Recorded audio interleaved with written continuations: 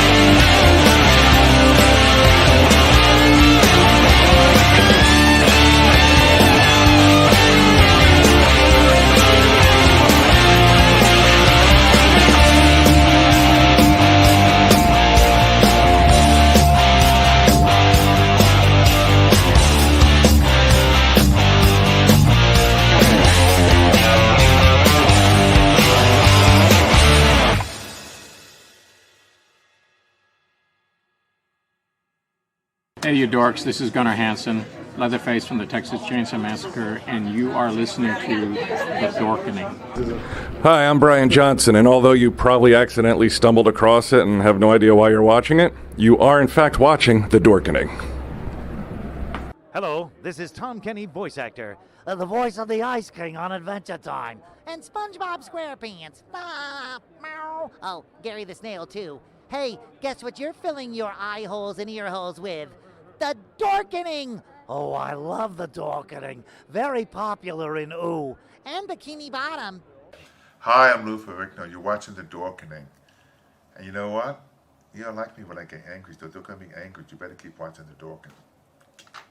Hey guys, this is Felissa Rose, and you're watching The Dorkening. Hey guys, it's Courtney Palm. We're shooting Death House, and you're watching The Dorkening. This is Anthony Michael Hall, and you're watching The Dorkening. Stay tuned. My friend's going to show you what entertainment's all about, baby. The Dorkening.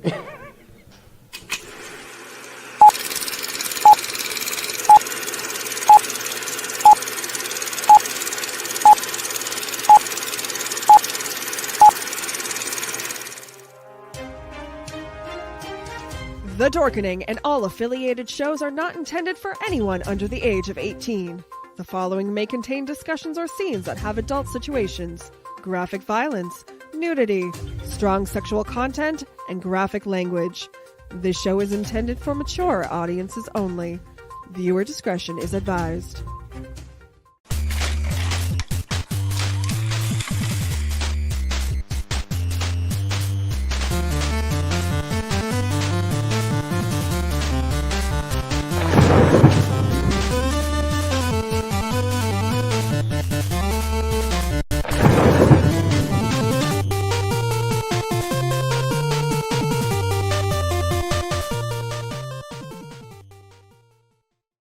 Rise and shine, my sinners.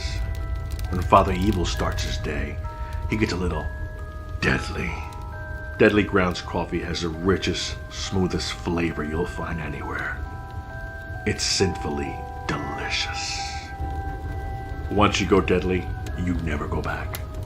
Order yours at getdeadly.com. Coffee's so good, it's scary.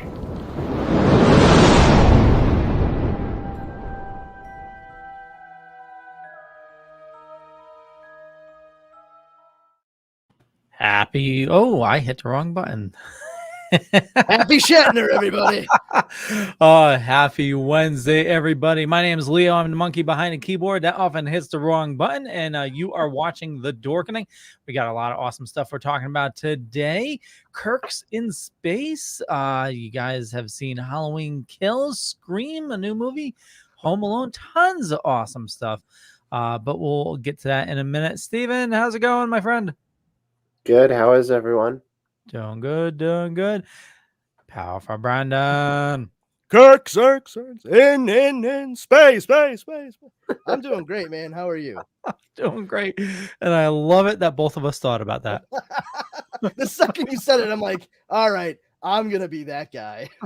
So you guys were thinking of that. I was thinking of William Shatner's montage of Rocket Man when he was doing. That's because we're like 2 generations older than you. Do you know what we were referencing, Stephen? Yes. Yeah. What were we referencing, Stephen?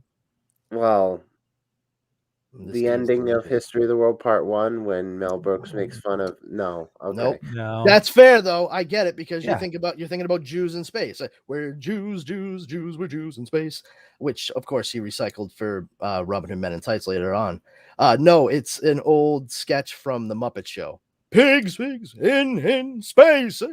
So because he put the apostrophe S on Kirk when he was like, Kirk's in space, my brain immediately was like, well, it's going down like that, kids. And that's why I put it there. Oh, I love it. We're old. Indeed. I earned this white chin hair.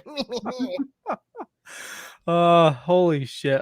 Did you guys see that Robin Williams test footage? Yeah, Jamie Costa. I actually, the funny thing is I came across that incidentally. I started seeing a bunch of people post it today on social media and stuff. I actually have known who this guy is for years. I don't know if after you saw the Robin Williams sort of like test footage he did there, if you looked up anything else he's done, but that dude is an insanely gifted impressionist, and he's one of those impressionists that I completely understand. Like, I do voices and impressions, and I always have a tendency to like try to subconsciously, semi-consciously look like the person who I'm trying to sound like. You know, it's like if I'm trying to do a De Niro impression, I'm like, I don't know. I heard things.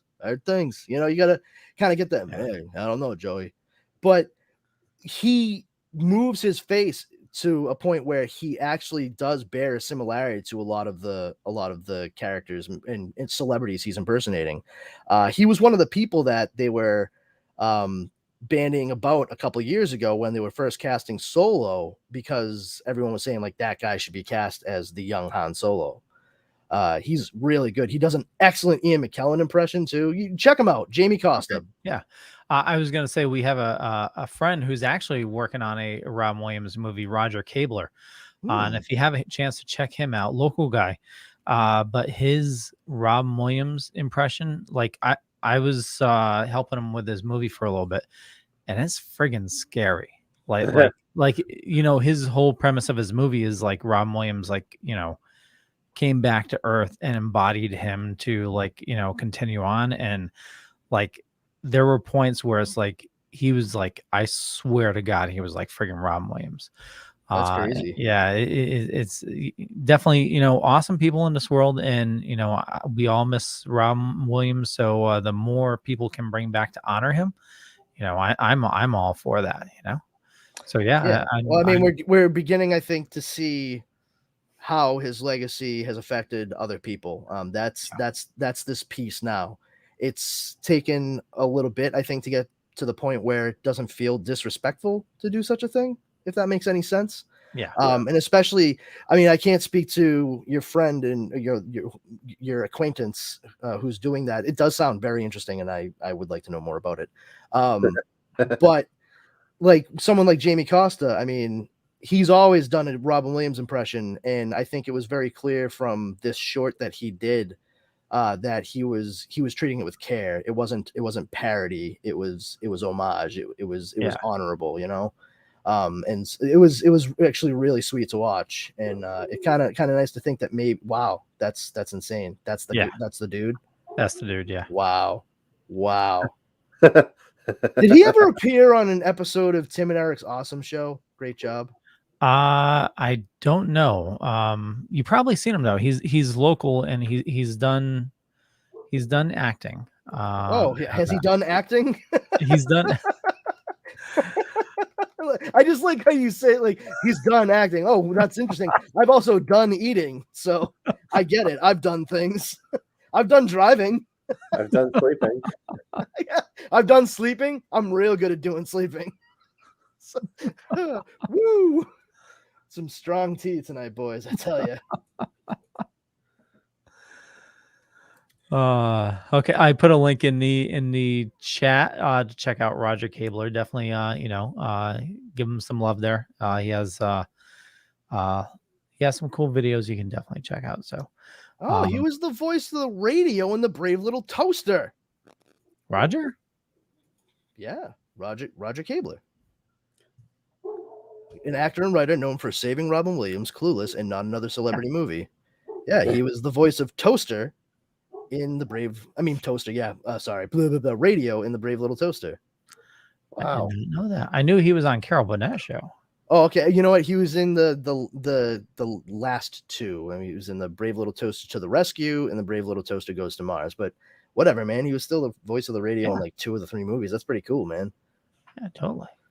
Yeah. So, but yeah, that if anybody who's listening to the nugget of what we were talking about in here, if you get the chance, check out the short that Jamie Costa did. It's on YouTube, where he does like a little sort of like proof of concept video for like a Robin Williams biopic, where it's Robin Williams in his trailer on the set of Mork and Mindy, and an actress who is playing Pam Dobler. Is it Dobler? Dobson? Damn it. I feel awful. I should know. I think it's Pam Dobson, who played Mindy. She's in there as he's like doing his own, I gotta get ready and standing for the mirror. I've definitely haven't been doing cocaine before all of this. And she's just like, John Belushi died. And you see him like wind down and just get like very serious. Like, but I was with him. I was with him all last night. Don't they know I was with him? He can't be dead. I was with him.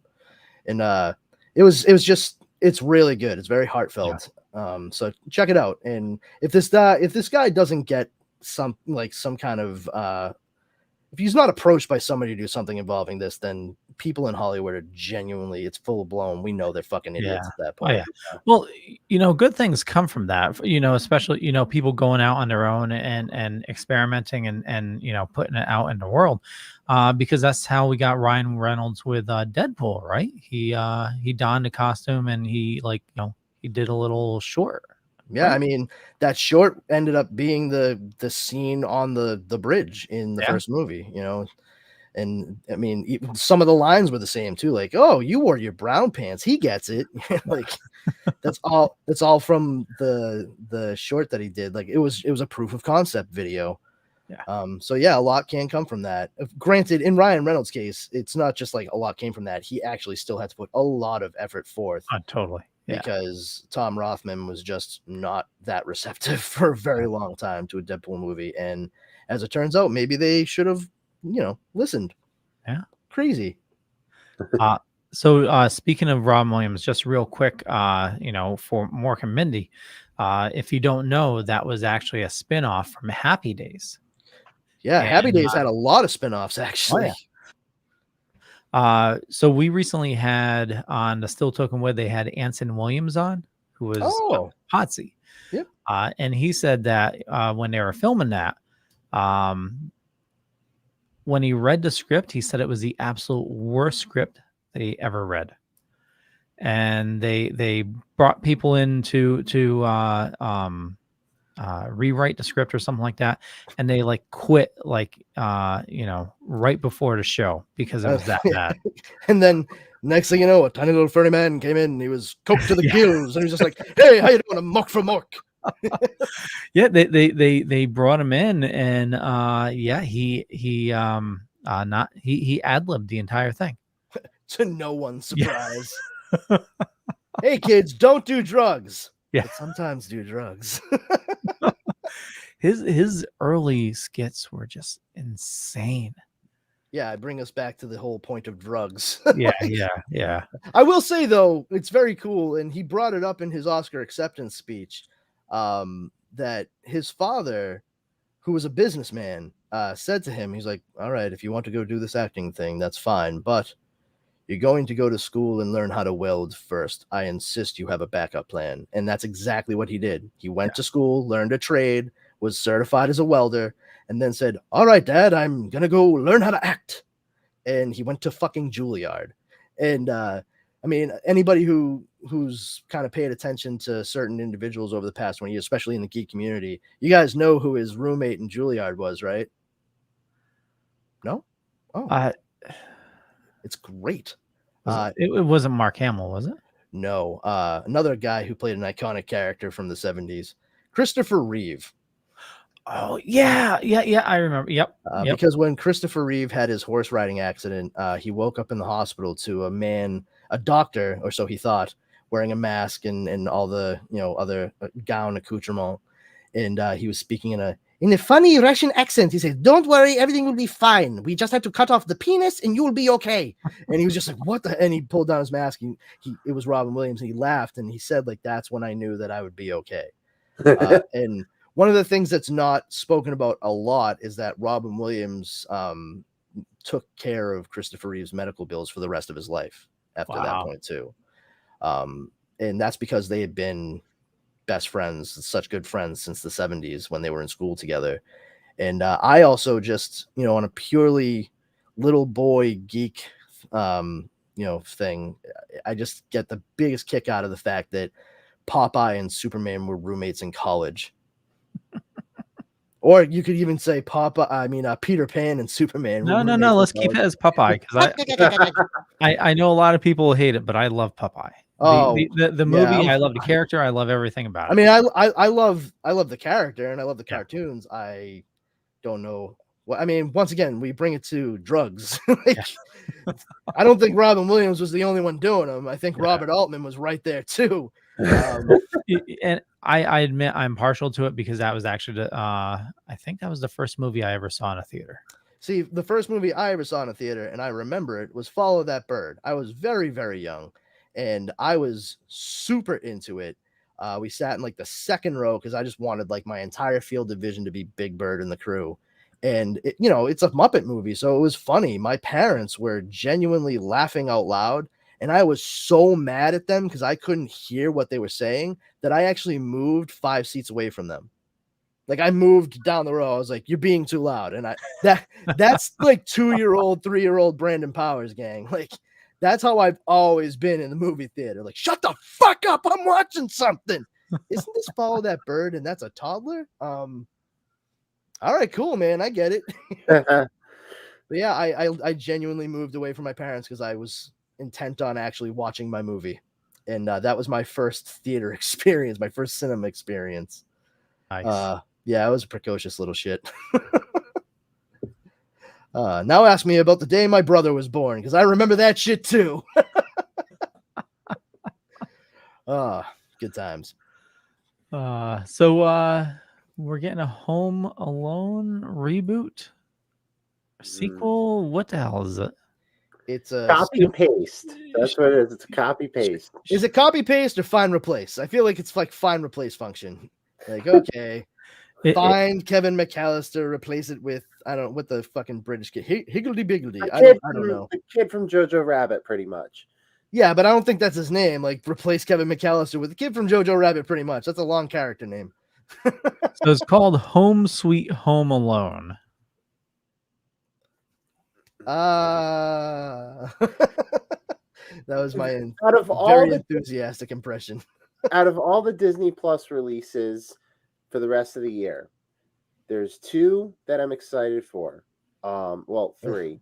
And this isn't one of them. No, this isn't one of them. Hawkeye. What was the other one?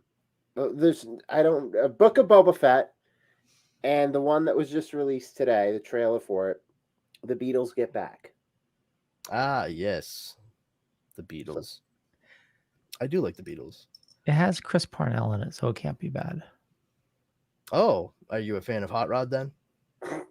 No, I'm a fan of Rick and Morty. Okay, but I mean, Chris Parnell is in the movie Hot Rod. That's why I was asking. I mean, I like the movie Hot Rod, but I also acknowledge it is a silly movie. It is very silly, yeah. Cool beans.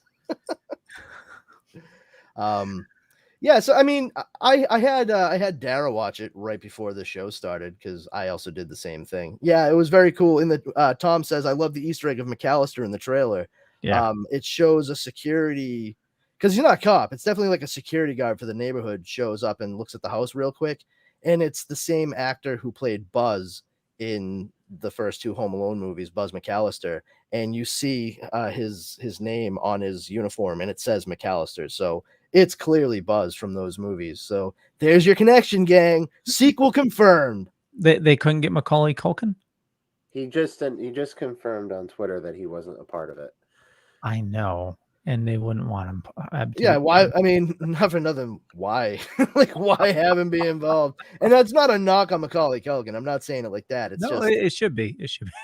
Wow. All right. I mean, don't get me wrong. He has his dance card full already. I mean, he has his own he has his Bunny Ears podcast, I believe that's what it's called. I think he's doing a project already. So yeah, I don't think that's like committed to it. I'm sorry, Steve. It was just great how you were like, yeah. That I almost spit my tea all over the place. Would have turned this into a tea board real quick. Oh, but yeah, it looks like a cute movie though. I had Dara look at it. I do think it's cool. They have Aisling B playing the mom in it. The Irish actress that shows up. She is a stand-up comedian. She is hilarious. If you get the chance to check her stand-up out, they do have like, all kinds of like 10, 11-minute clips of her routines all over YouTube. So, just look her up. She is riotous. She was definitely she kissed the Blarney Stone for sure. She was also in she was in Bridesmaids. Was she? And Ellie Kemper? Oh, Ellie Kemper. Oh, I'm sorry. Who were you talking about? I was talking about Aisling B, the mother. The Irish lady who's like, my son is home alone. I was like, oh, she said the name of the movie in the movie. She was in that show with Paul Rudd on Netflix about him having a clone. It was like Multiplicity, but if like, oh yeah, like fucking Spike Jonze directed it. I can't remember the friggin' name of it. But yeah, that was a pretty good weird show. Oh, and she was in Bullet to the Heart, which has Brett Goldstein in it. Oh, well, I mean, the UK is a very small place. It's not a lot. There's not a lot of area to cover. But from Ted Lasso, and it looks like Apple just asked him to write a new show as well. Well, sounds like everything's coming up Brett Goldstein. Good for him. Yeah. All right, I like it. That's my Brett Goldstein impression. Not that's all you do is just sit around and talk about your problems. Don't even solve them. Sometimes. Cool. Cool. Steve, do you watch Ted Lasso? No, I haven't. Oh, you need to. Yeah, you should check it out, man. It's really good. I watched it at the suggestion of Leo and James. And we've been watching Squid Game. Oh, I've heard that's are you, okay, so are you watching with subtitles or are you watching dubbed? So no, he speaks fluent Korean or where the fuck it is. Like, come on. No, so my girlfriend always likes to watch movies with subtitles on, which is fine. I don't mind. I'm the same way. Ooh, don't with Squid Game though. No. What we did was we have this English subtitles on, and then we have the audio in Korean. Okay. That way it matches, their mouths, and we can just watch it, and they can. It's like a kaiju movie. It can translate in English. Okay. Did you guys hear about the subtitle issues with it? No. So apparently many Koreans are upset because the subtitles do not represent the feeling of certain scenes. And it turns out that they dubbed the movie. So obviously a dub is trying to match the mouths moving. And it's so then they did a translation, and I think it was like an automatic translation off the dub. So they didn't translate from the Korean, they translated from the American dub. That sounds stupid. That sounds like automatic generational loss. For anybody that's not familiar with that term, it's like if you ever make a photocopy of a photocopy of a photocopy, you notice how it starts to get like further and further away from what the original image was. It gets faded and you can't quite make it out. Like, you kind of get the idea, but it's really not very clear. That like, hey, let's make a copy of this copy. That's a bad idea. Like, clearly it pissed quite a few people off. So not the smartest move. Sergio said hi, Leo. Hey, Sergio. So let's talk about Halloween Kills. You guys saw a special screening of Steven. Steven could not be happier. Yes, he cannot. I could be much happier. No, the thing is, Leo knows this. Brandon just found out about this. I'm out of the three of us, I'm probably the biggest Halloween fan of them all. So, I mean, there's other Halloween fans on the network, but I think probably the Halloween super fan in the group right now. So, I'm gonna put together a Halloween super fucking quiz and see who on the network can win. What do you win? Bragging rights. That's all I can offer. I mean, I'll give you. Who was the second AD in Halloween 3? I'll give you a crisp high five if I see you in person. You get that too. All right. Steve loved it, right? Yep. So me and Brandon, I didn't know you were going to be at the advanced screening. Not only were we at the movie, by the way, I sat right behind Steven. Like, we were right there. Like, it was like, oh, cool. We're gonna, like, we turned around, we're gonna talk about this tomorrow. Yeah. Whether Leo liked it or not. Yeah, exactly. We were like, it doesn't even matter. If he has a problem with us ruining it, fuck it. Door's right there. Wow. The super retro takeover. Oh shit, no. I was gonna say no fucking way. Jesus Christ. Jesus, Mary, Joseph, and all of his carpenter friends. Oh shit. So I'm gonna try to find some trivia questions for Halloween and see how you guys do. Don't ask me him, because I don't fucking know. Halloween is not my bag. What you need to do is get like the horror people and the network together, like me, Wolfie. No, you said you were the #1 fan, Steven. So I'm going right to the. Oh my, yeah. So can we talk about the movie? Yeah. Please do. So yeah, Steve, you really enjoyed it.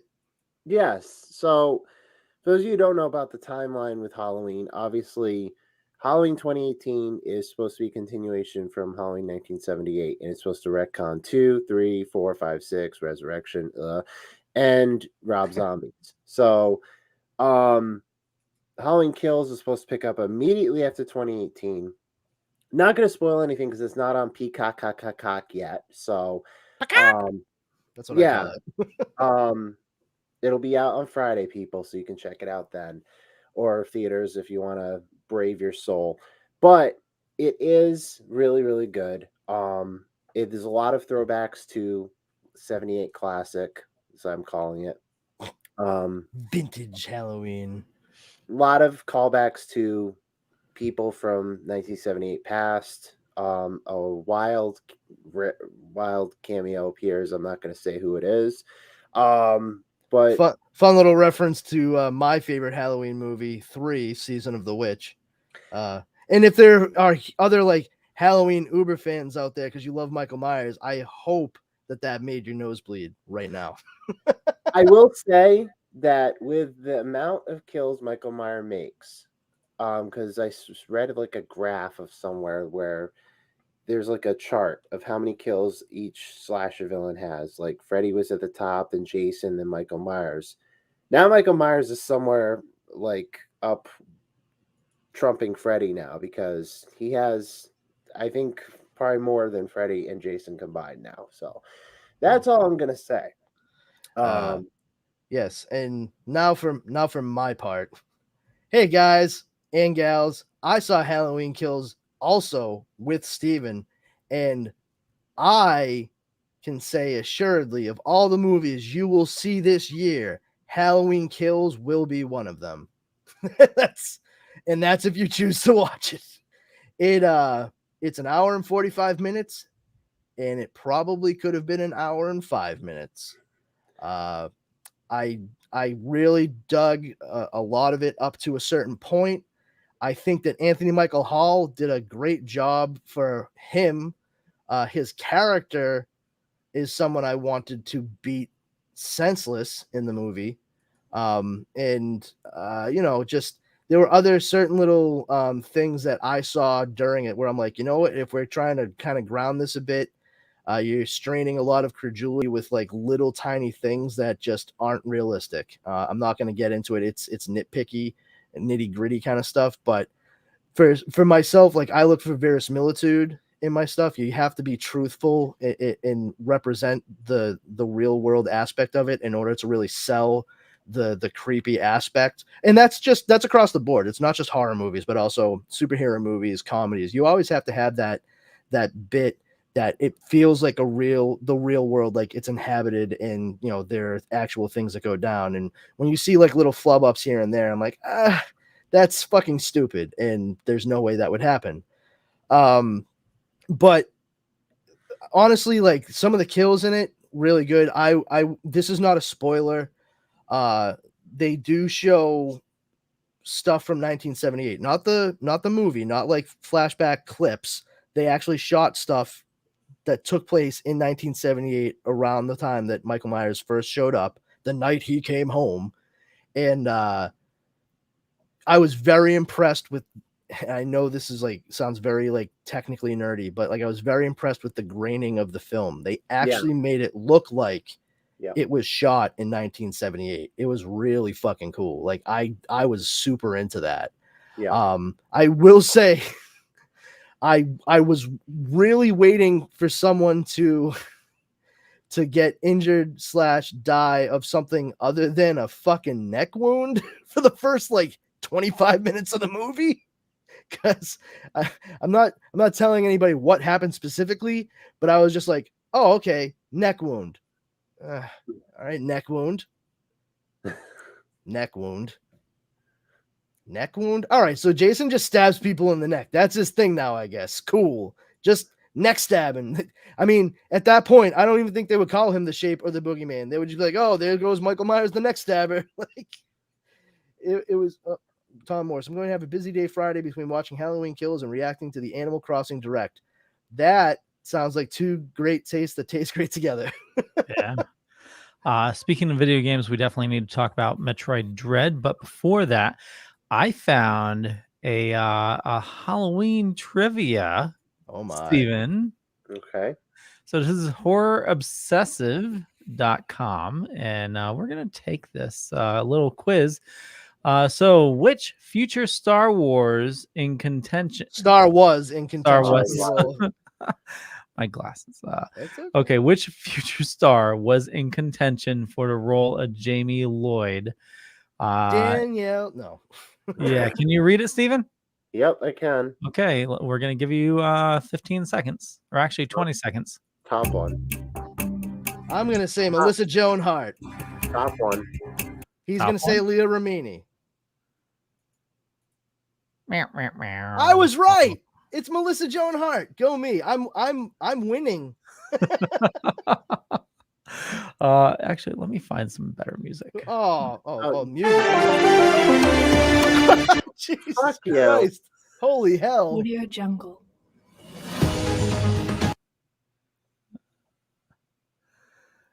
All right, so while we're wasting time here. Incorrect answer. Fine.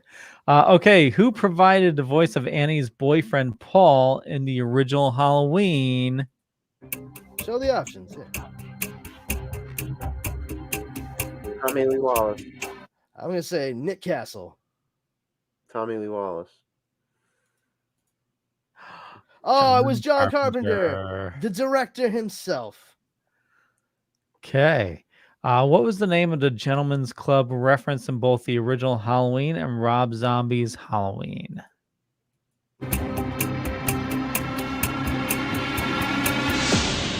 Rabbit and Red Lounge. I'm gonna say Rabbit and Red Lounge. Last Stop In. Yay, you got one right. Woohoo! Okay. Let's see. Which film first mentions the Cult of Thorn by name? The Curse of Michael Myers. What's for? what's one? The top one. The Return of Michael Myers. Yes. No. I was right. It is The Curse. I'm winning again. We were once tied. The mentions threw me off because there's symbols in 4, 5, and then 6 is when it mentions it. So yeah. Who is the voice of the announcer in the Silver Shamrock ads in the Season of the Witch? Tommy Lee Wallace. Gotta be Tommy Lee Wallace. Tommy? Yeah. Enough of the damn clock.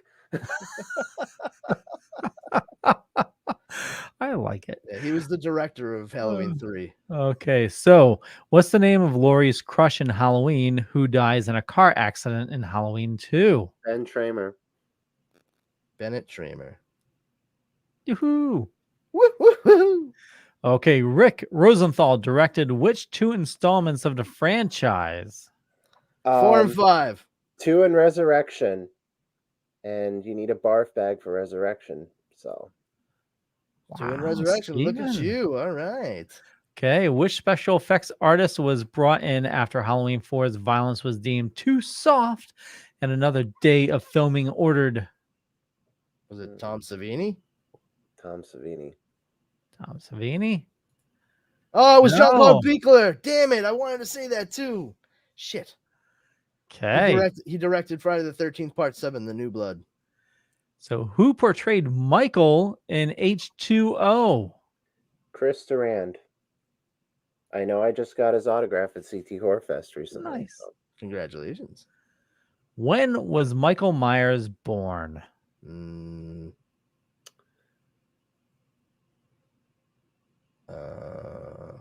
October 19th, 1957. June 6, 1966, because it's 666. So it was October 19th. Steven, you're on a roll. Who does Laurie instruct? Wait, hold on. Wait. Oh, that's right. You know what? Because I'm thinking of the fact that it's 78 when Laurie is trying to survive Michael Myers. Got it. Okay. Gotta be quicker than that. Or, I don't have the fucking basis of knowledge for it. All right, I tend to be a little cocky. That's fine. Go nuts.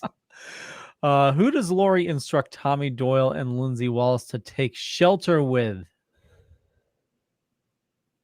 Mackenzie. Joe Mackenzie? Yep. Wow. Okay. Haddonfield is located in which U.S. state?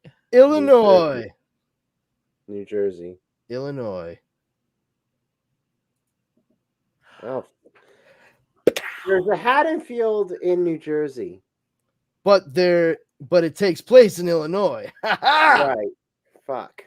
Okay, only a couple left. Which film in the franchise is the least successful financially? Season of the Witch. Resurrection. Oh, Revenge of Michael Myers. Okay, yeah. Okay. Okay, Michael was originally going to kill which characters by shoving scissors down her throat until the actress objected?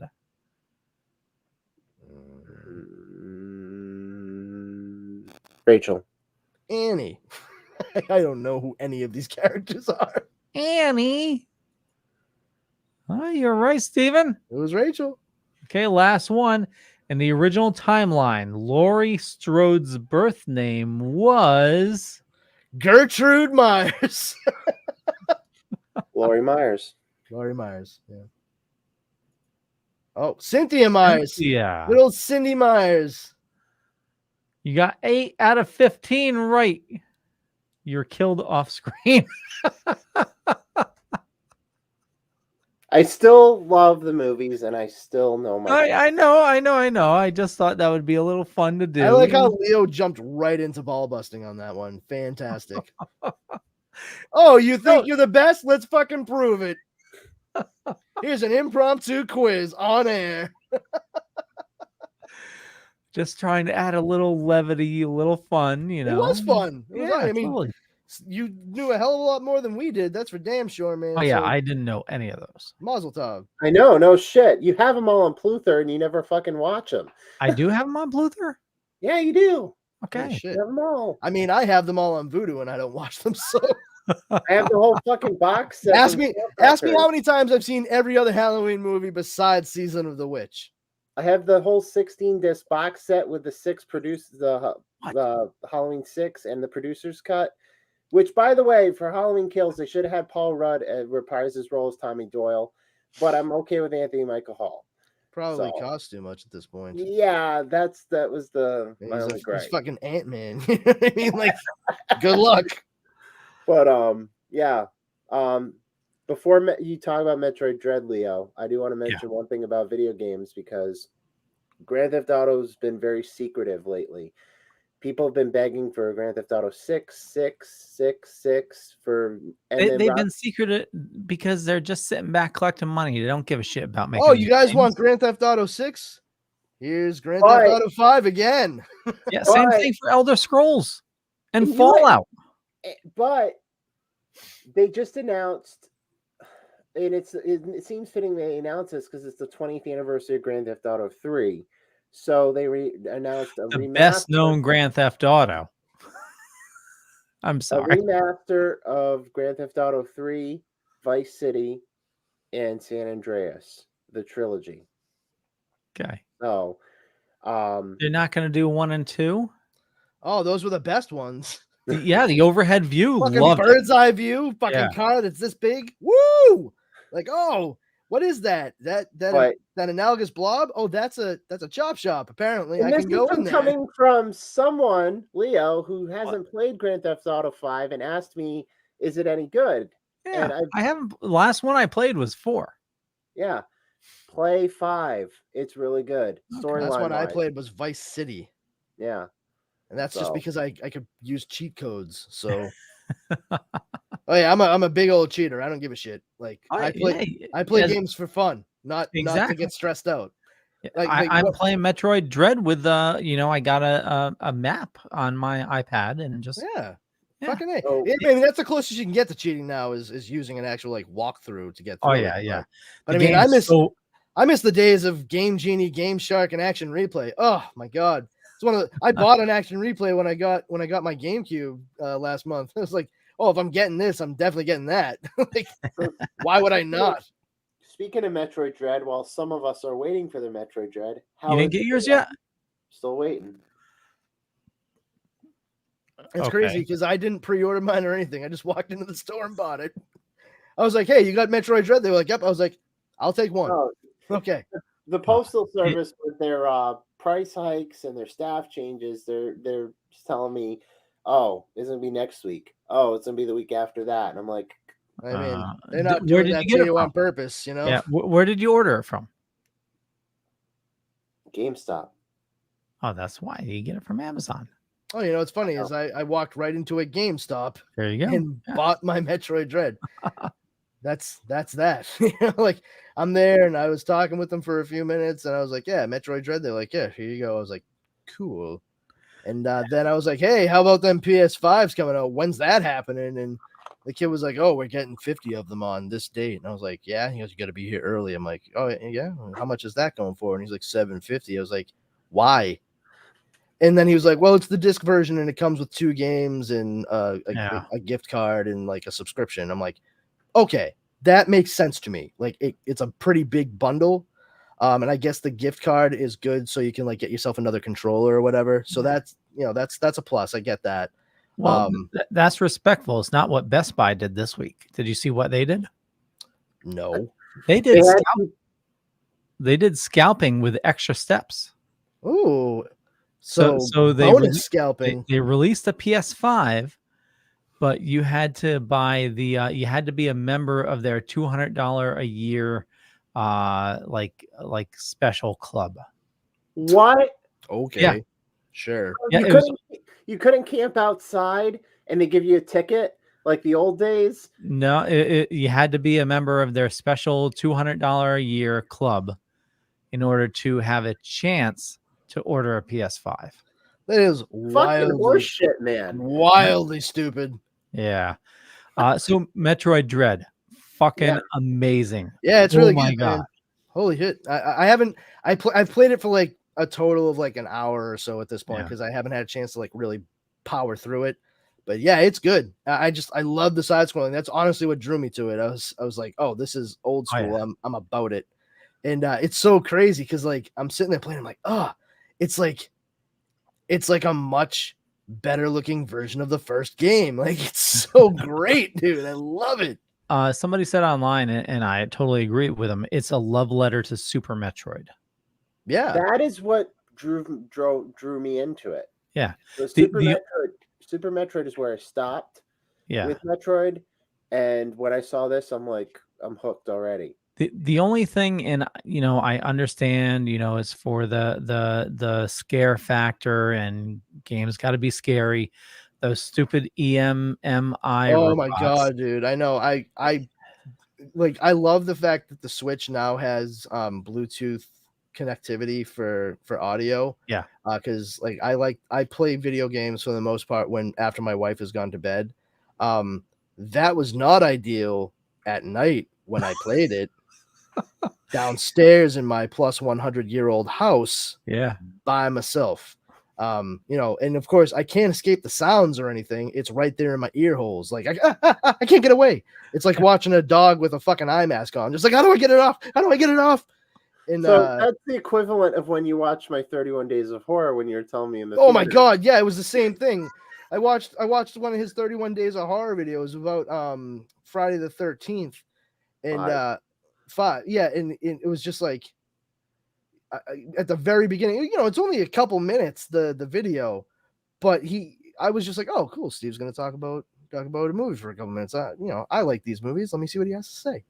And the video starts off and it's a simple graphic, but it's effective. There's just like this zombie mutant thing that just jumps right before the video starts in earnest.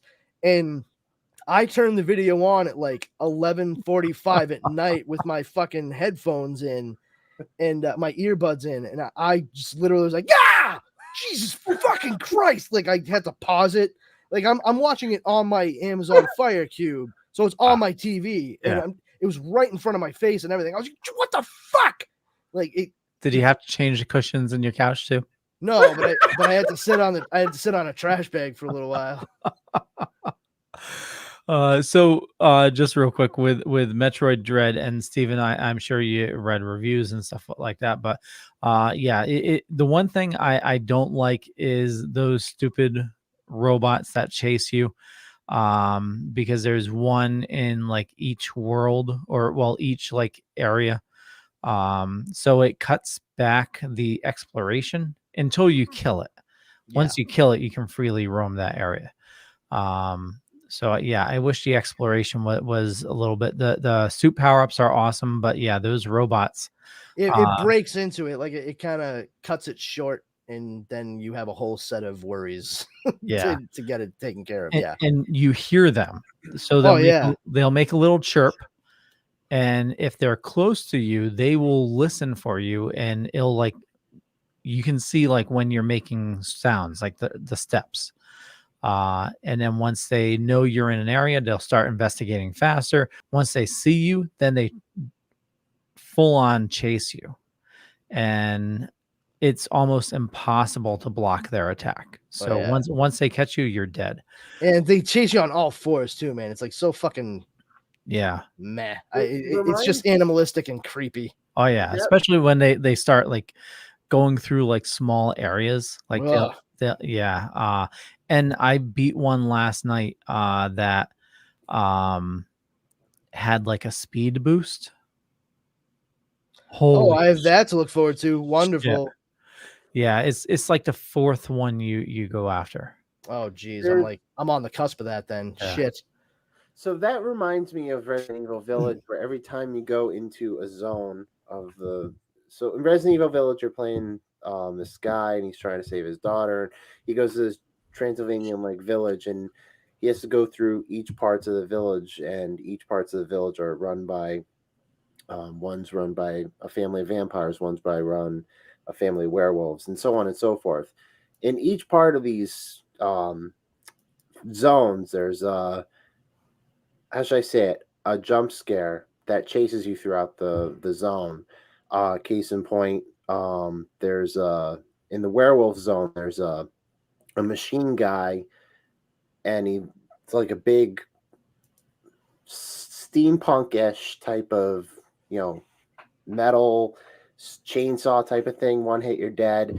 The other one is in like this dollhouse where it's like this big, like, how should I say it without sounding gross, but it's one big baby walking fetus type of thing that just crawls and crawls and crawls. You have to run away from it, and if it catches you, it eats you and you're dead, instant death. The Transylvania house with the vampire ladies, you basically have to run away from them.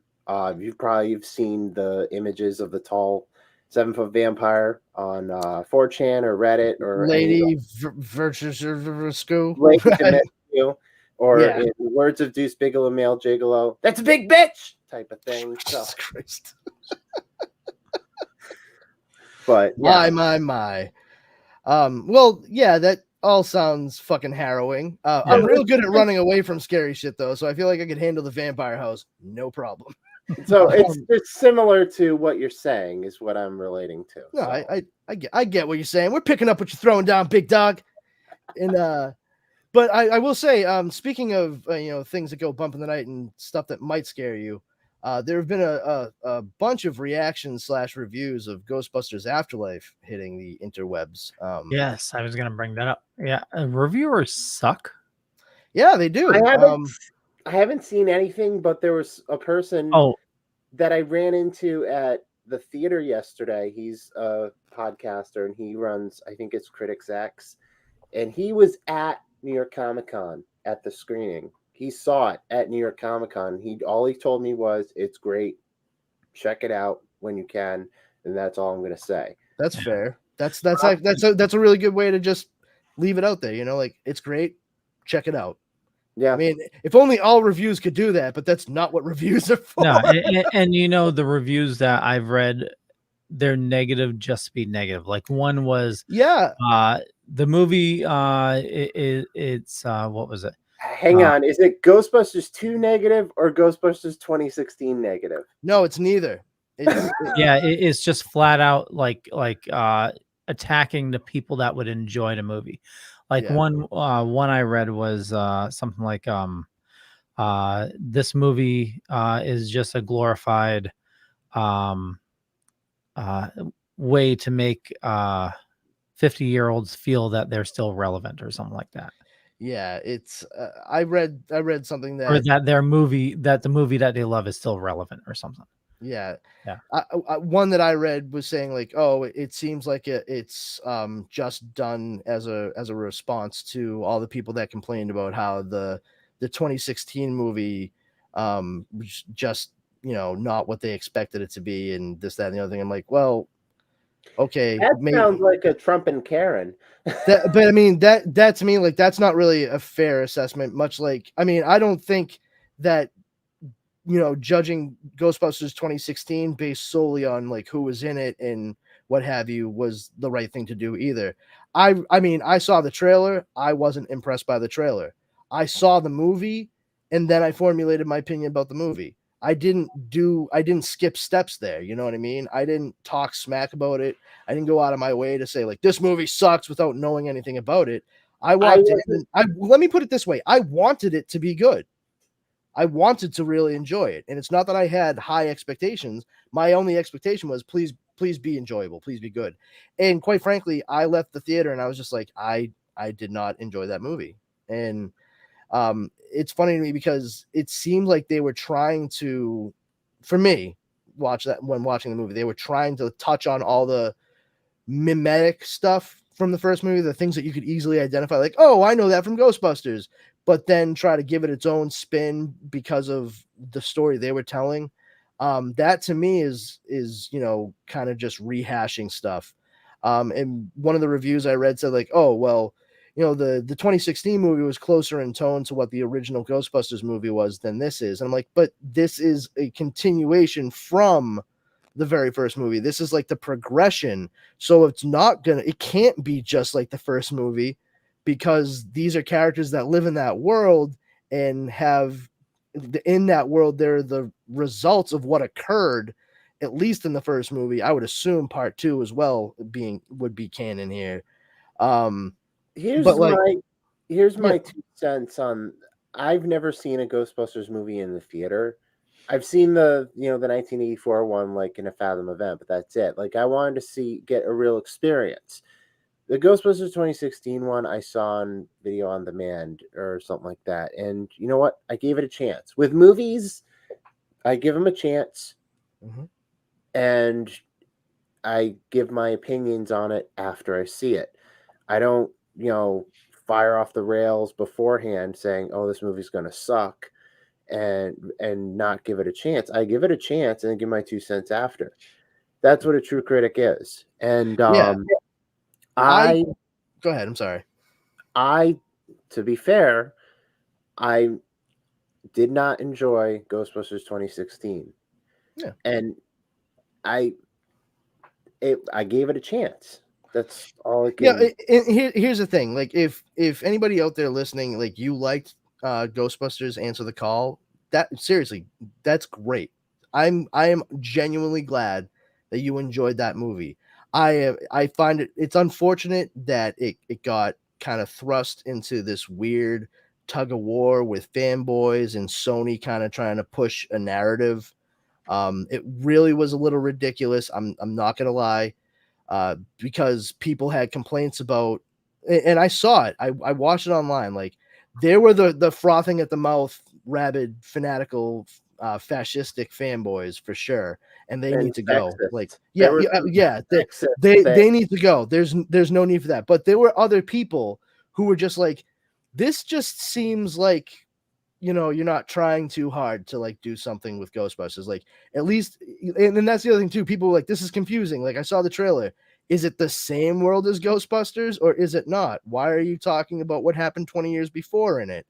And Paul Feig and Sony pushed the narrative that, oh, if you have anything bad to say about Ghostbusters Answer the Call, you're a misogynistic whiner baby. And it's like, whoa, that's like a pretty broad brush to fucking paint with. That's not fair. But the other side of it was, it's not just the rabid, fanboys that were trying to tear it apart, but also the people who were defending it tooth and nail without having seen it. And I mean, like saying it's a good movie, it's going to be so good. It's like, all right, listen, I understand you hope it, but you can't tell someone it's absolutely going to be like the hottest thing since bread came out of the motherfucking oven without having seen it yourself. And like, that's an argument I actually got into with an acquaintance of mine. We were working together and he was like, oh, the trailer came out for it. I was like, oh, cool. Cause I want to see what the trailer is going to be like. And so we're at work and I'm in my cubicle and I clicked on it and I'm watching it. And keep in mind, this is a 2-minute trailer, right? And I'm watching it and there was like literally like 2 things within the entirety of the trailer where I was like, huh. And then, huh. And it finished and I was like, oh, okay, let me go tell him what I thought. I turned around and he was right fucking there. He watched me watch the trailer, which I was not happy about. I'm like, dude, that's just fucking creepy and invasive.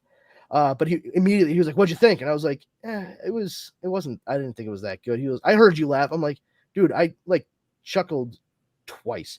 He goes, that's a laugh a minute. I'm like, well, okay, and what's your point? Like, it wasn't. I didn't think it was that good a trailer, man. I mean, I'm gonna give it a chance, but this didn't really blow my non-existent hair back. And he fought with me like tooth and nail for a good long while. I was like, dude, stop. I'm not having this argument with you. I'm not saying the movie is gonna suck, but I'm not gonna agree with you that it's gonna be great either. I have to fucking formulate my own opinion once I viewed it. It's that simple. And I viewed it, and man, it was lacking. I just felt it was lacking. And I know there's a lot of people out there that really enjoyed it. And I honestly think that the women who were in the movie were done a huge disservice by Paul Feig as the director. I don't think he was the right person to do that movie at all. And it's a damn shame too, because I think Leslie Jones and Kate McKinnon are incredibly talented, and I felt the two of them more than anybody else were incredibly wasted in that movie. I don't really get the whole Melissa McCarthy thing. Like, I'm not on that train. I call her the Antichrist of Hollywood. Because I enjoy her work. Well, listen. I'm not saying I dislike her. I'm not saying she's bad. I'm just saying, like, I don't think I totally get it that some people love her and some people hate her. Yeah, and that's the thing. I'm just saying I don't love her. I don't see her in something like, oh, geez, that's gonna be stupid. No, not at all. Because I do think she's a good actress. But I will say I'm really fucking tired of Kristen Wiig. Like, she plays the same fucking character in everything. Like, oh my god. So like, have you ever been in love? Well, like, even like Wonder Woman too, That's literally a quote from Wonder Woman I just said. Have you ever been in love? Like, what was that? Yeah, who was it? Like, it's the same character. You can go all the way back to like Knocked Up, fresh off of Saturday Night Live. It's the same shit. And it's just time to switch it up, I think. That's just me. But that being said, this movie by like professional review sites and what have you right now is being picked apart, and like one headline I saw was Afterlife is a reanimated corpse, and they literally start saying like, oh, it's nothing like the first movie. It's about these kids and how Egon was like related to them and this, that, and the other thing. It's like, yeah, that sounds right. It's about kids learning about the legacy that was left, and they're picking up. Like, that's kind of the point of it. But once again, I don't know if it's going to be good or bad. I liked what I saw in the trailers so far, and I'm going to see it and give it a shot. Yeah, totally. Same as I did with the 2016 movie. So some of these reviews are absolutely so these are from legitimate, sources, and I'm going to call these people out. Hold on, Leo, before you do that, I think we need to answer the call. I think we need to get next week. I think we need to get our resident Ghostbuster in and get his opinion. I feel like that is something that we should do once the movie comes out. Yeah, totally. Okay, so Allison Wilmore from Vulture, motherfucking Vulture. Vulture and New York Magazine says, I knew exactly what fucking article. An homage to and continuation of 1984 Ghostbusters that painstakingly mines the movie for props, lines, and characters while giving no indication of being aware of what it was to actually watch. Charles Bramisco from The Guardian says, here we can find a damning summary of modern Hollywood's default mode, a nostalgia object drained of personality and fitted into a dully palatable mold, custom made for a fandom that worships everything and respects nothing.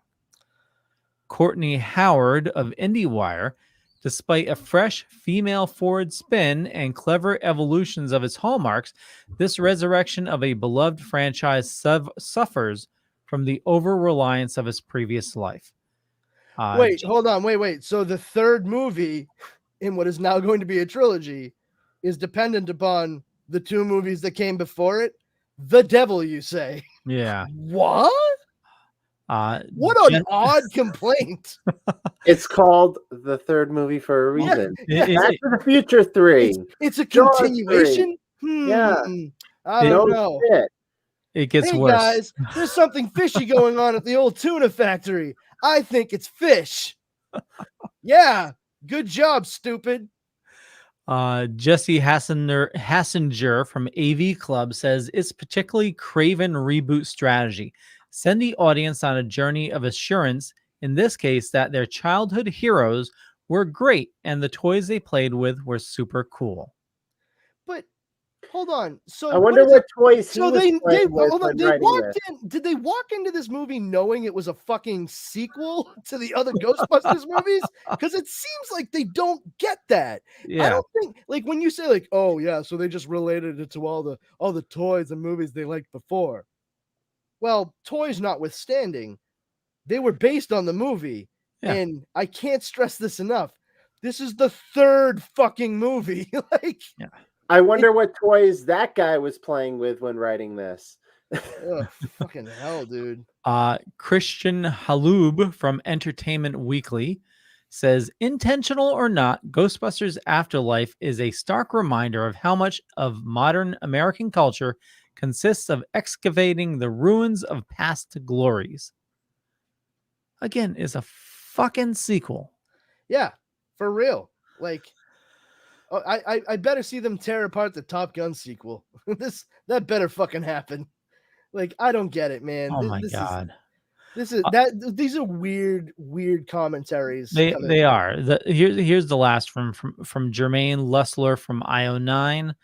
Says Ghostbusters Afterlife comes so close so many times to being that perfect sequel fans have wanted for years, but when it becomes too obsessed with its past instead of its future, it loses much of that power.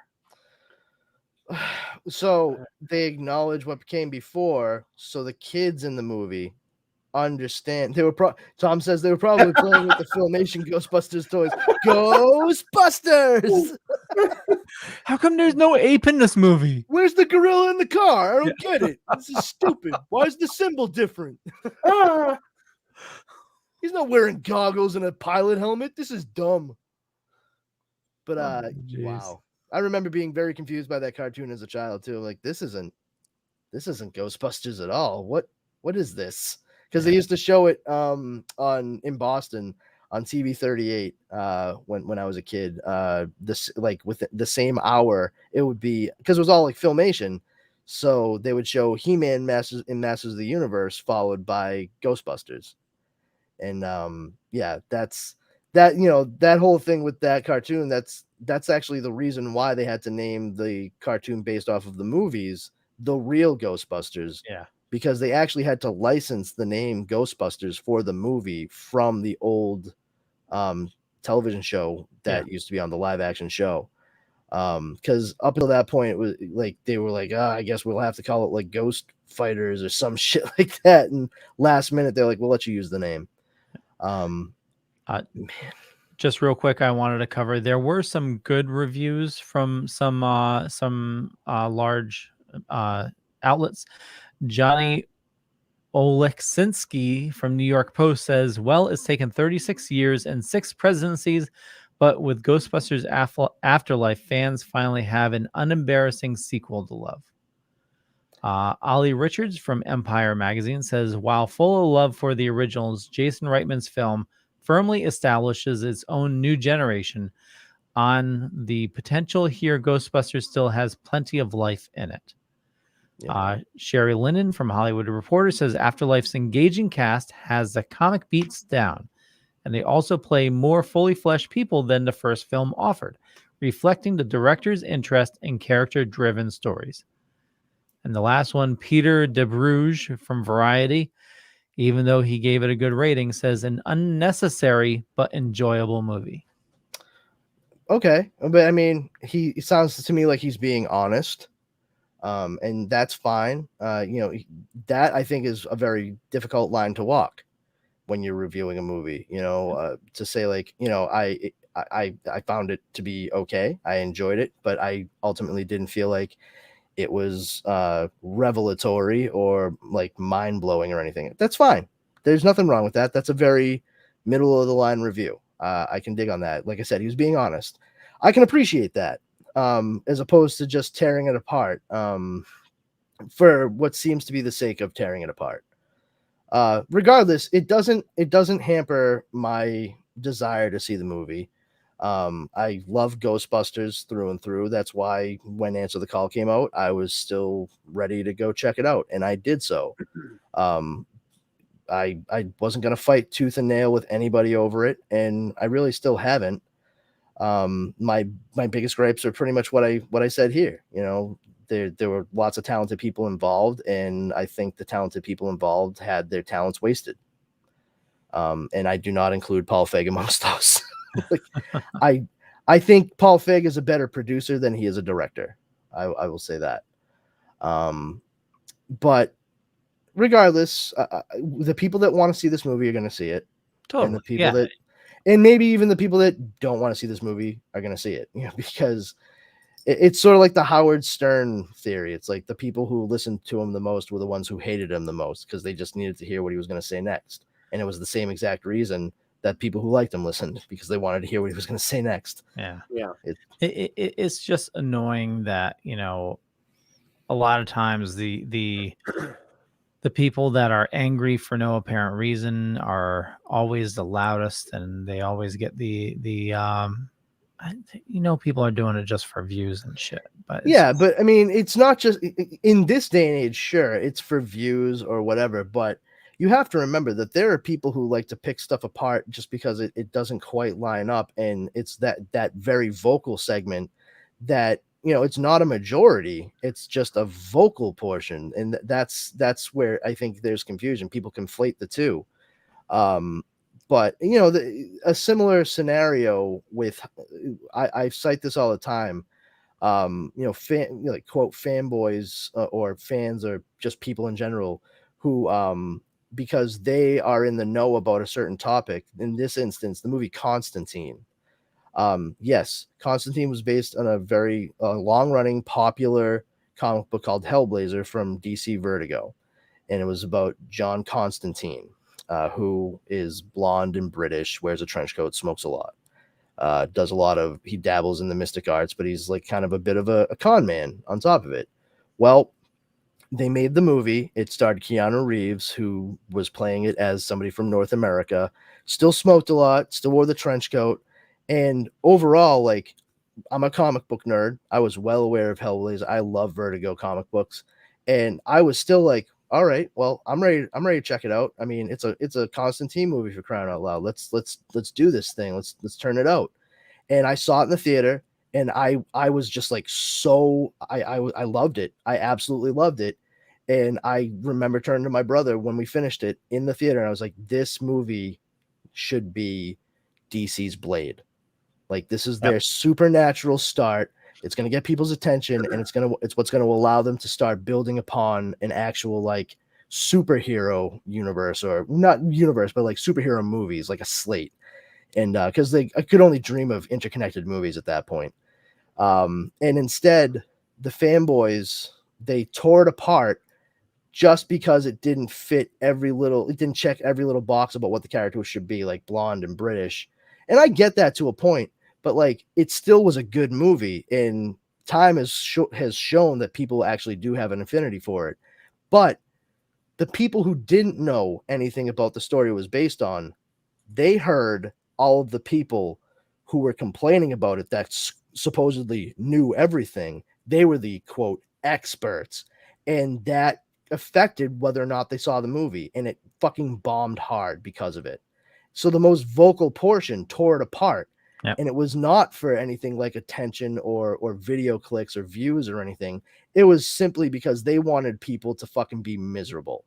And I think that's what boils down a lot of the points that you see on reviews for a lot of movies that clearly are going to be crowd pleasers, is there are going to be a lot of folks out there that just, they live to yuck other people's yum. Totally agree.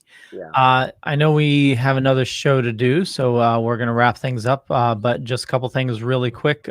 Injustice came out, the DC animated. Did you guys watch it? I did. I did. I actually had my wife watch a quick rundown of what the Injustice story was on YouTube before we watched the movie, so she would kind of have a little bit of a basis. Yeah. And then literally everything in the fucking video from the games was what we saw on the screen. So I was like, oh, I guess that 15-minute video is all we really needed to watch. So what did you think of it? It was good. It was enjoyable.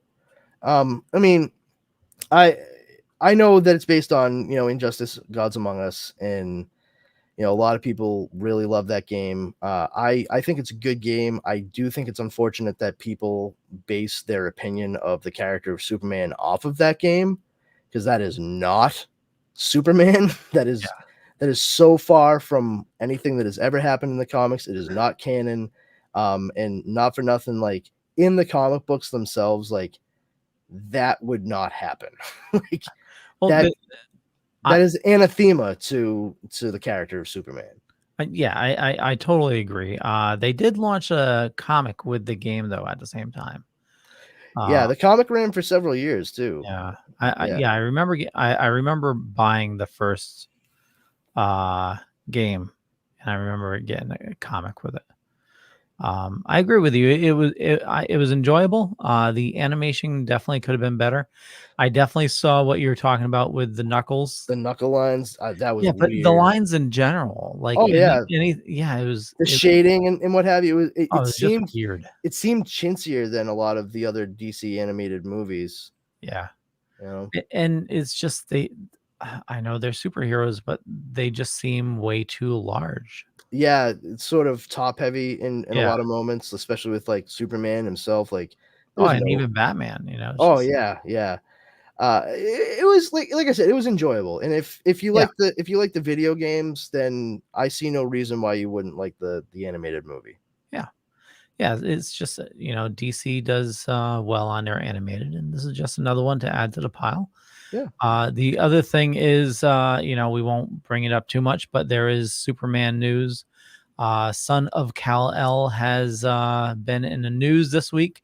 They are bringing him out as bi, and I know a lot of the fanboys are gonna blow their fucking minds.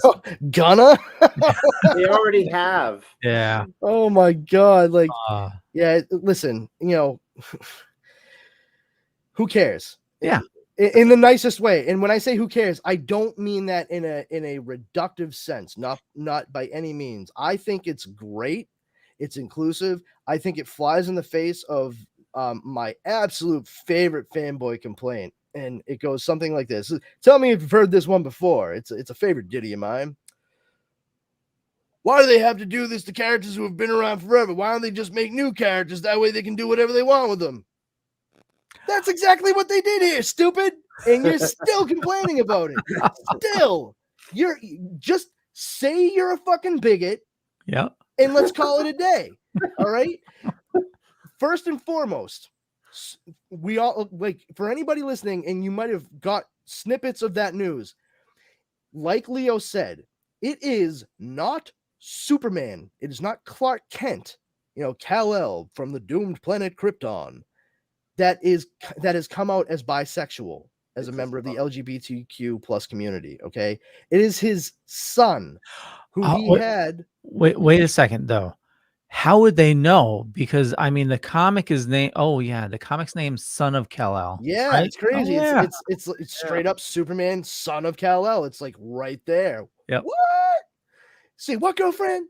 So the thing is, like, it's not Kal-El, it's not Superman, it's not Clark Kent Superman that it's the son of Clark Kent and Lois Lane, who is half Kryptonian, half human. All right, who is now coming out as bisexual. I can't stress this enough. If you have a problem with his son, Jonathan Samuel Lane Kent, coming out as bisexual because you're like, but he's Superman's son, he should be straight, blah blah blah. If you don't have a problem with the fact that Superman is an alien fucking a completely different member of another species, you're a hypocrite. Secondly, keep in mind that this kid is not just, I mean, he is literally biracial. He is species. Like he is something that has never existed. He's two completely different life forms fused into one. So if he wants to fuck anything, he pretty much can. Because like, what rules are there for him? It's like William Shatner. William Shatner has like nailed every alien broad in the galaxy, and but the thing is, but they were broad, Steve. Get with the program, bro. So I just want to say real quick that for the longest time, comic fans, a lot of us were made fun of because we were geeks, we were nerds, and that's what they called us. But it's dorks, and that mantra has changed over the years. It's become cool. But the thing is, we could find somebody of ourselves in one character. That's why a lot of people geared toward a certain character now. And I think it's great that they're expanding this. We need more people loving comics. We need more people finding themselves within comics. For all of you 50-year-olds out there that are bitching and complaining because this is bullshit, this isn't what comics or wherever, like when you were a kid, that's the fucking point. Okay, the comics that are being made so hopefully older people like them, but they have to keep in mind that there are younger people. You have to keep in mind that there are younger people coming up that are, and this might make you a little nervous, going to replace you. All right, I'm gonna die someday, and there's gonna be some other kid who, when he's 8 years old, discovers Superman, and that Superman needs to be representative of the times that child is living in. That's part of the reason why Superman resonated so much in the 30s and in the 40s and the 50s. Superman changed with every generation, and nobody likes to acknowledge that. This is the champion of the oppressed. That is Superman. And that's one of the best parts about Superman, Son of Kal-El, is right off the bat, he's doing all the same kinds of shit that 1930s, early 1940s Superman was doing when he was written by Jerry Siegel and Joe Shuster. He is doing the kinds of like social justice shit. And I know SJW is such a term that so many of you love, but Superman was one of the original social justice warriors. If you can't wrap your head around that, I don't know what to fucking tell you.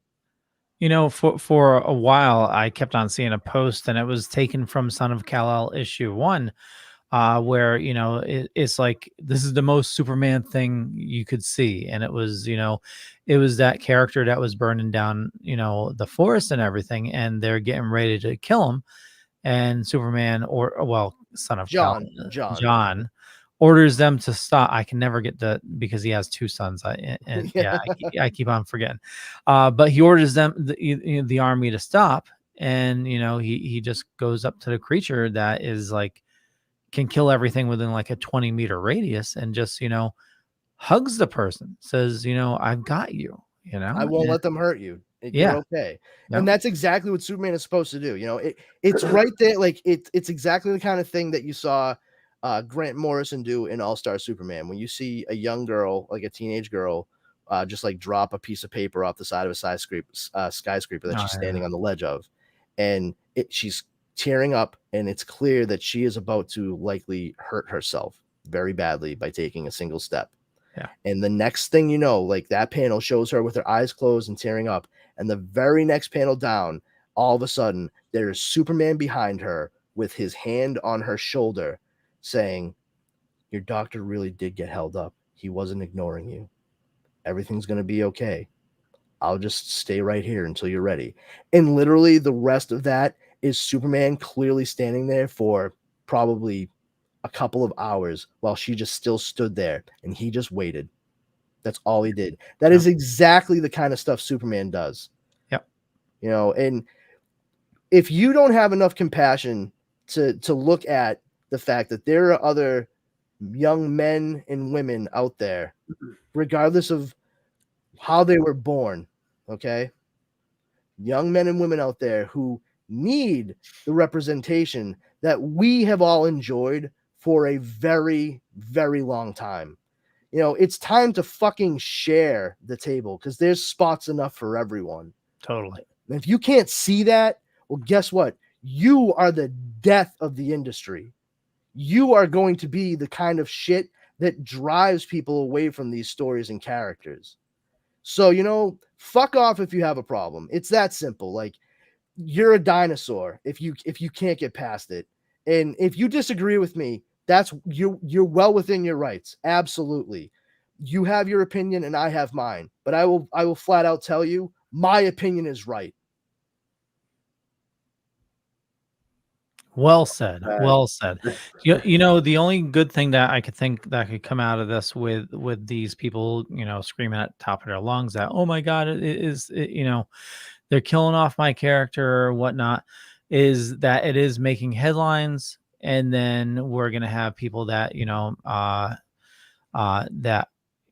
do have, I can't say the right words, different views that are bi or gay, LGB, I can never get the acronyms right. LGBTQ plus. There we go. Maybe they'll see, wait, there's a Superman story that could represent me, Yeah. I'll go check it out, man. Where's my local comic book store, Yeah, and that's exactly right. This is the kind of thing that otherwise somebody, a member of that community, of the LGBTQ plus community, may not have otherwise cared to ever check out a Superman story.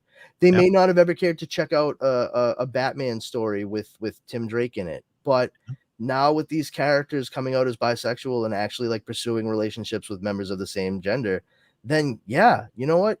If that's what brings them to it and they're able to tell meaningful stories and not have it be solely about like just that, yes, it's incidental. And that's what's great because you can have the character be that, but it's not all they are. That's the point. And, one of the other things that has really gone up my ass sideways, and you can all just pound sand because if you fucking said it or read it and agreed with it, but quite frankly, the whole thing with like, oh, well, like a character's sexuality shouldn't be front and center. Why do we even need to see if a person, if a person's straight or gay? It shouldn't matter. The number of fucking comic books where I have seen any number of characters in like the X-Men. Oh yeah, that's all it is sex in the X-Men. Sex and making out with one another. Like, oh, so you're gonna tell me that one of the things that you don't enjoy about like the tension in the X-Men is the weird triangle between Wolverine, Cyclops, and Jean Grey? No, shut up. That matters. Well, there was a whole friggin' storyline where Cyclops was he cheated on Jean Grey or she died? And like she came back, and then there was like Mephisto, and it was like evil all over the world. It's like a huge story arc.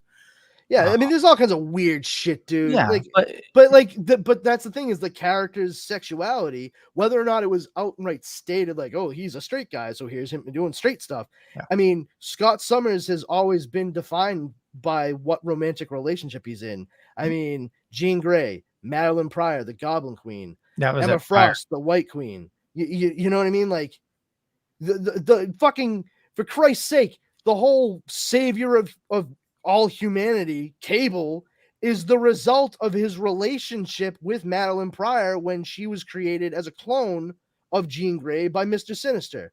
Mr. Sinister made a clone of her because he knew Scott would fuck her. Like, that's the story. Yeah. That is sexuality. And that was the storyline I was referencing, and I can't remember the name of it, but it was Inferno. That was it. Yeah. Yeah. Wow, I had to jump in the Wayback Machine for that one. Jeez, I can't remember my dad now. Okay, I know we have Justin waiting, so we're gonna wrap things up. But yeah, check out. If you're interested in these, you can get digital comics if you don't want to go to the store, if you don't feel comfortable going to the store. But if you want to, just shop local, there's a good chance you have a local comic book store in your area. Mine is right across the river over at Sargent's Comics. Ours, yes. I must have a fucking stack there. I need to go as soon as I get paid. Well, anyway, yeah, check out your local comic book store. A lot of good stories, you know. But with that, Brandon, where do you like people interacting with you? I have a group on Facebook called Powers Combined. We're a geeky group. We just share memes and information, lots of laughs and fun times. Our number one rule is don't be a jerk. You will get booted out immediately if you break that rule. You can follow me on Twitter at Brandon's Powers and on Instagram at This Brandon Has Powers. And I'm here every Wednesday night with the lovely Leo and the spectacular Steven. As well as I've recently been helping out on Mondays with the Creator Spotlight, where we interview celebrities and other fun-filled guests. So yeah, that's pretty much that. Oh, and before you take me off, because I didn't see her tonight, she didn't comment, but in case she watches it later, for Steve, this is for Sam. Hiya, Sammy. Still cracks me up every time you do it. Steven. You can follow Super Rich with Throwback Reviews on Facebook, Twitter, Instagram. We have 2 shows, Super Rich with Throwback Reviews, the audio files, and CSI the Vegas files. Both shows are on part of the Dorkening Podcast Network and all major podcasts and distributors. Follow all the shows on the Dorkening Podcast Network. I think Leo said it in the beginning. There's like 40 shows and counting, not including Hellfire Radio and all that. But check them all out, including ours. Check out our shop. Leo put the thing in the show notes. Yeah, with your discount code is there as well. The offer expires Halloween night, so get on it while you can. And finally, patreon.com/Super Retro Podcast. So many great perks to choose from to reap the rewards for such a low price of $1. And I'm here every Wednesday. I'll buy that for $1. I'll buy that for $1. And for me, just Google Leo Pod and you find a bunch of stuff. Could be true, could be not. I'm not going to say which is which, but I urge you definitely check out everybody on the Dorkening Podcast Network. About 40 shows on the network. There's a lot of awesome people doing a lot of awesome stuff. Some amazing interviews, comedy shows. There's even, a cannabis cooking show. There's tons of stuff. But, follow these awesome people here. Everything's in the show notes. And with that, we'll catch you guys later. Bye. Have a good night, everybody.